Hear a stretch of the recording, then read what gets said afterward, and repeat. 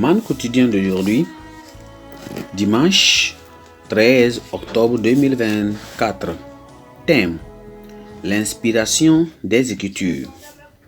L'inspiration des Écritures.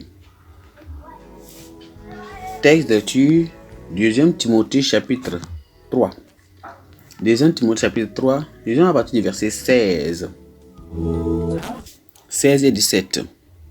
Toute écriture est inspirée de Dieu et utile pour enseigner, pour convaincre, pour corriger, pour instruire dans la justice, afin que l'homme de Dieu soit accompli et propre à toute bonne œuvre.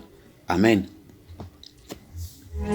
Le verset clé, c'est le verset 16 qui dit: toute écriture est inspirée de Dieu et utile pour enseigner, pour convaincre, pour corriger, pour instruire dans la justice. Amen. L'inspiration peut être décrite comme cette influence surnaturelle est exercée sur l'esprit des écrivains sacrés par l'Esprit de Dieu, sous lesquels ils ont infailliblement déclaré sa volonté. L'écriture est le terme utilisé pour désigner tous les livres de la Bible. Ces 66 livres ont été écrits par plus de 40 auteurs sur une période de plus de 1800 ans.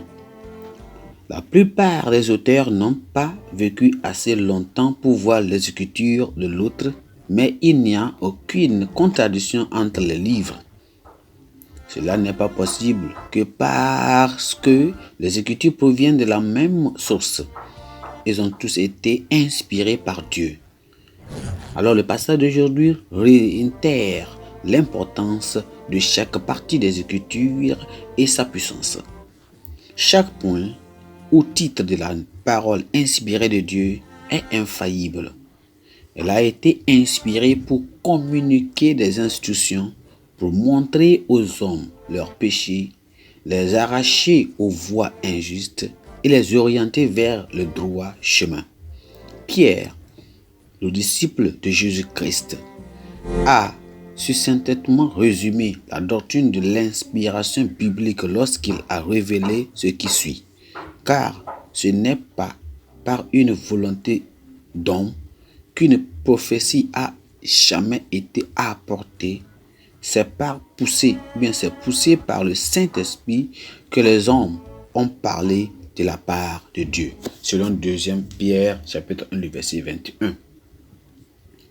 Le fait historique généralement accepté et concernant la création du monde est le récit donné par la Bible dans le livre de Genèse, bien le début de la Genèse. En racontant l'histoire de la création, Moïse n'a fait référence à aucun autre document historique, ce qui implique que son récit est authentique. Mais le monde existait avant la naissance de Moïse. Par conséquent, selon toute norme humaine, Moïse ne peut être à l'origine de ce récit. Dieu a ordonné à Moïse d'écrire ce livre. L'Éternel dit à Moïse: écris cela dans le livre afin que le souvenir s'en conserve. Selon Exode chapitre 17, verset 14. Il a donc écrit le livre sous l'ordre et l'inspiration de Dieu. L'inspiration scripturale est unique parce qu'elle a un double effet. L'auteur et le lecteur ou l'éditeur sont tous deux inspirés, tandis que l'auteur est inspiré par communiquer la pensée de Dieu. Le lecteur ou l'auditeur est inspiré pour répondre à Dieu et obéir à ce qu'il ordonne. Amen. Pensée du jour. L'Écriture n'est pas un livre comme les autres.